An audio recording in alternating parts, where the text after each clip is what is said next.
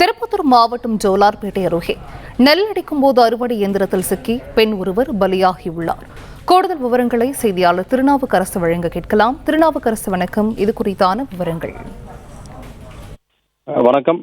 திருப்பத்தூர் மாவட்டம் திருப்பத்தூர் அடுத்த குறும்பைக்கேரி புதூர் என்ற கிராமத்தைச் சேர்ந்த சசி என்ற பெண் உட்பட 5 நபர்கள் அருகே உள்ள கிராமத்தில் சின்ன வெங்காயப்பள்ளி என்ற இடத்தில் உமாபதி என்ற நபருக்கு சொந்தமான நிலத்தில் ஏற்கனவே நெல் அறுவடை செய்து வைத்திருந்துள்ளனர்.